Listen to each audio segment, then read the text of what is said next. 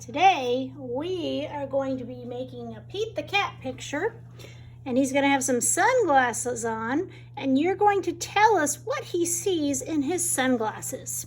So to start off, you're going to get the pair of sunglasses, and you want to draw what Pete sees. Now here I drew him at the beach, so he sees some palm trees and some sand, and there's Grumpy Toad over here.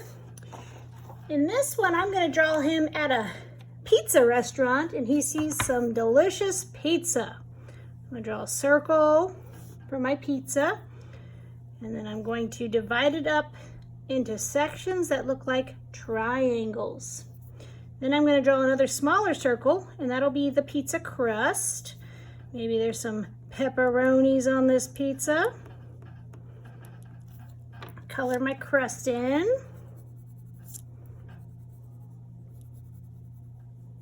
Add some cheese to the pizza.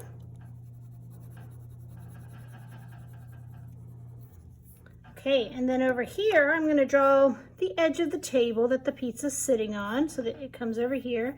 And maybe over here is a pile of breadsticks or cheesy bread.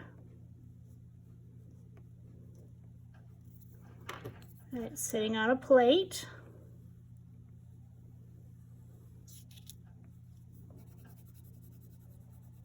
Maybe there's a little thing of dipping sauce over here. Color in that table.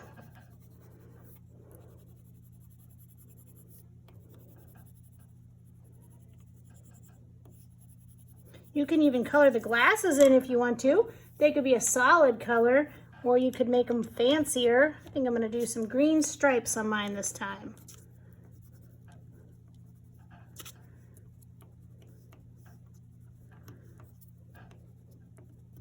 And in between the green, I'm going to add some orange stripes. Well, actually, this color looks more like pink. So, green and pink stripes. So after I'm finished decorating my glasses and drawing what Pete sees in the middle of them, I'm going to get a white piece of paper, and I'm going to glue these right in the very middle of the paper, because we need room above it and below it to draw Pete's face.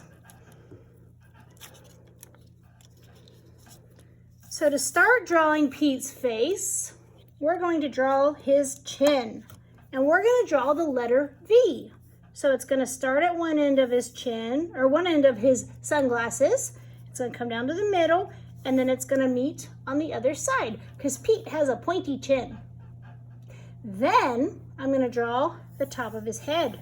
And to do that, I'm just going to draw a rainbow line from this end of his sunglasses to this end of his sunglasses. Now we also know that Pete has big, tall ears, and they are the shape of triangles. So I'm going to draw two tall triangles, and then the insides of his ears too. And I'm going to keep drawing triangles, but this time I want to draw an upside down triangle for his nose. So I draw a straight line, and then two lines that meet each other down below.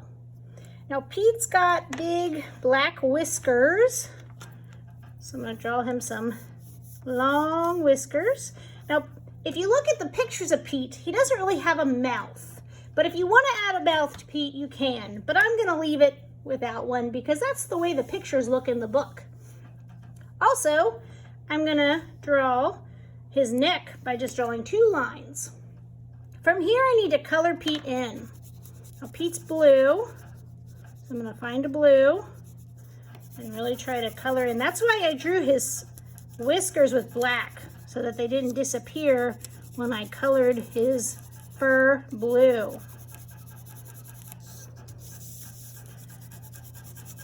I got a squeaky table today.